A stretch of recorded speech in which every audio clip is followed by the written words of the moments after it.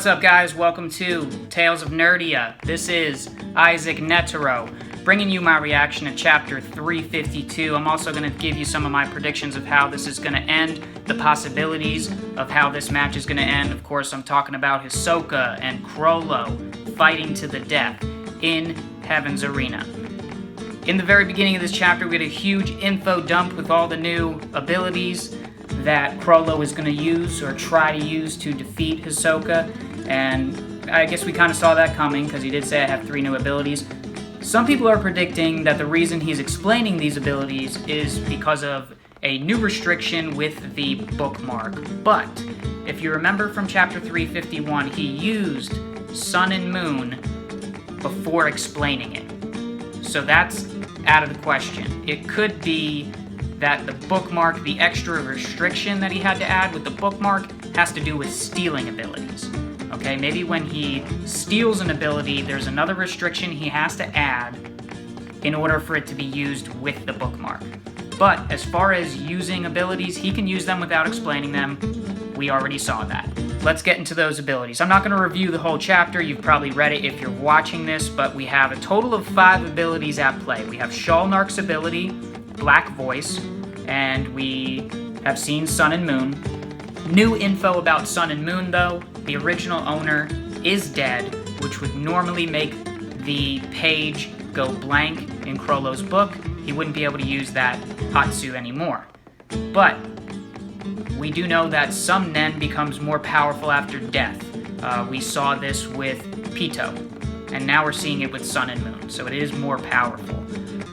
We also find out that he can activate Sun and Moon and switch pages or no longer use the bookmark on that page, and it will stay active until he uses it, which means he can now use 3 abilities at once. He can activate Sun and Moon, and then open the book to one of the abilities, put the bookmark on another page, 3 at once, okay? Excuse me. So let's go over the 3 new abilities real quick. I'll make it brief. First, we have Cortopi's ability, Gallery Fake. So we've seen that plenty of times before, and Chrollo uses this to make a copy of the dead referee. And the reason he does that is to use the next ability, which is Order Stamp. So he puts the stamp on the copy of the referee and uses that to attack Hisoka. And we can tell that Chrollo has tested this ability out plenty of times because he explains why the command he gives is not to kill Hisoka, but to break him. Because Order Stamp, there is some effect of the, if he's using a corpse or even a copy of a corpse, there's an effect from the user's consciousness, even though this is a copy of a corpse. So when he tells a corpse to, or the copy, to kill someone, the effect isn't what you would expect. So he says break Hisoka, and then the copy of the dead referee goes and attacks Hisoka, okay? Hisoka beheads the copy, which Chrollo also explained how to defeat the copy, or actually he keeps referring to it as a puppet. Anyways, the final ability is Transfer Student, or Convert Hands Transfer Student. So when he activates this, he gets a white and black arrow on his palms. With one of his hands, if he touches someone with it, then they will now look like Chrollo.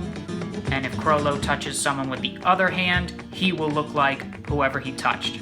Okay, if he touches them with both hands, they swap. They're not swapping bodies, just it's all visual. Okay, they don't swap personalities or anything like that. It's all visual. So Chrollo's gonna combine all 5 of these abilities to defeat Hisoka, and he starts by running right into the audience, and he's gonna use them to hide and conceal himself, use the audience to attack Hisoka, which he does right off the bat, using both of Shalnark's needles. Fuck, I did it again.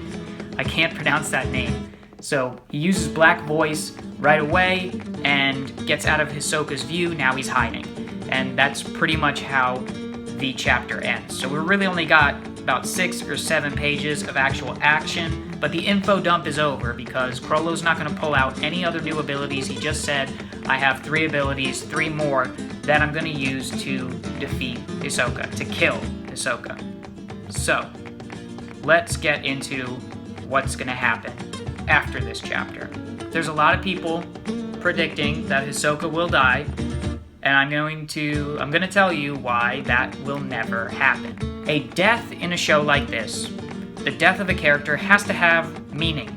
For example, Isaac Netero. His death led to the election arc, and it was his death using that bomb that's what killed the king and his royal guard. So that had a purpose. Kite. His death led to Gon's character development, and it pushed the story forward. Pakal. Is it Pakal? I'm pretty sure that's his name. His death led to the Chimera Ant learning about Nen, which clearly changed that whole arc. So, what would Hisoka's death mean? I can't think of anything. It would not have any impact. There would be no one to replace him. He doesn't have any friends. Illumi is not really a friend. So it just doesn't mean anything. It doesn't do anything for the series. So what would Chrollo's death? So I'm not even counting Hisoka's death as a possibility. Okay? So let's get to possibility number 1. Chrollo's death. Definitely a possibility. Well, based on what I just talked about, what would be the purpose of Chrollo's death? What would it do for the series? Well, you're going to get a new leader to the Phantom Troop, and that could be Phaeton, since he was the temporary leader, or it could be someone new, and they're going to take the troop in a completely... They may take the troop in a completely different direction. Probably not, but they could do something different, or go to the Dark Continent. But it's a possibility. It's a new story element we would be interested to see. The other one, and a YouTube user, sorry I forgot your name right now, but I'll put it on the screen, pointed out to me that because I said the troop may not seek revenge against Hisoka, well, turns out that's not true, because on Greed Island, Machi said to Hisoka if he killed Chrollo, she would hunt him to the ends of the earth, or she would hunt him down and kill him. If Machi hunts down Hisoka, maybe she will realize that she is the ultimate tsundere and actually loves him. But probably not. Probably not. That doesn't seem like Hunter x Hunter to me. Would Machi convince the rest of the Phantom Troop to go after Hisoka? That's definitely possible. Maybe she'll leave the Phantom Troop to go after Hisoka. But if Chrollo dies, that is now pushing a smaller story forward. There will be repercussions if Chrollo dies by Hisoka's hands. And I'm going to tell you how I think that's going to happen. But first, let's go on to possibility number 2. The fight gets interrupted. Why would it get interrupted? Who's going to interrupt it? Well, I think if that happens, then it's going to be because Chrollo and Hisoka are now in the audience and they're killing audience members. So maybe someone with a code of justice or whatever is going to stop this match because they're killing innocent people. That's the only prediction I could have for an interruption. The only thing that's coming to mind. And it would be nice if maybe that person to stop them was Zushi. Maybe? We don't really know too much about his code of honor or really a whole lot about his personality. But we do know the last time we saw him was in Heaven's Arena, and I hope he's there and tries to stop this match. Well, I don't hope that happens. I want Chrollo to die, but that would be nice to see. Third possibility. I'm going to give you a total of 4. Third possibility is that we think Chrollo dies, but because of how complex his abilities are, it is actually a fake. I haven't completely analyzed every little detail of these abilities, but even Hisoka points out that he can make a copy or maybe use Transfer Student to make someone look like him and put was it the Sun and Moon? No, it was the Transfer Student markings on them. So normally if Chrollo makes someone look like him, they would not have those markings, but maybe he will somehow make a copy that will have those markings. But Hisoka already is aware of that. He points it out in the chapter. So I don't think that'll happen, but it's definitely possible. That would get Hisoka off of Chrollo's back for a while. Chrollo could go back to leading the troop, and Hisoka will find another person to fight. So, number 4 is we think Hisoka dies, but it is a surprise later that he lives. And there could be some foreshadowing in this if you did some Google Translate on his last name, Moreau. If you Google Translate that in Portuguese, it means he lived. So will Chrollo think he killed Hisoka, but Hisoka has another trick up his sleeve? After all, he is a magician, and he actually lives. That would be some good that name, definitely some foreshadowing there. So that's possibility number 4. I'm sticking with number 1. I think Chrollo's gonna die, and now I'm changing what I said from the last video a little bit now that we know all the abilities. So because Chrollo's abilities are so complex, he's gonna use these to almost defeat Hisoka, and Hisoka will be knocking on death's door, and Chrollo, of course, will explain how he did it, or maybe Hisoka asks, how did you do that? And he either explains another layer to his abilities that he's been using, or just the exact combination. Even though Hisoka's pretty damn smart and could probably figure it out. I mean, he did figure out what Chrollo was doing at the end of this chapter, which is right here. So when Chrollo disappears into the audience, that's what he did. Anyways, Hisoka's knocking on death's door.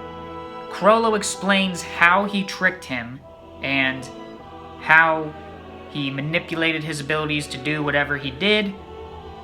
And right as he's about to deal the death blow, Hisoka actually kills Chrollo. Hisoka's a magician. He has tricks too, okay? And whatever he has, his trump card, he's going to use that to completely turn this around, kill Chrollo, and then explain how he knew all along what Chrollo was doing, and he'll explain what he did to actually trick Chrollo. So that's all I got. I hope you guys enjoyed. We're going to keep these going every week. I'm really loving what's going on right now. Thank you, Togashi. Don't forget to make a comment. Let's have a discussion about this. So comment, like, subscribe if you want to see more. Thank you for watching. I'll see you next week on Tales of Nerdia.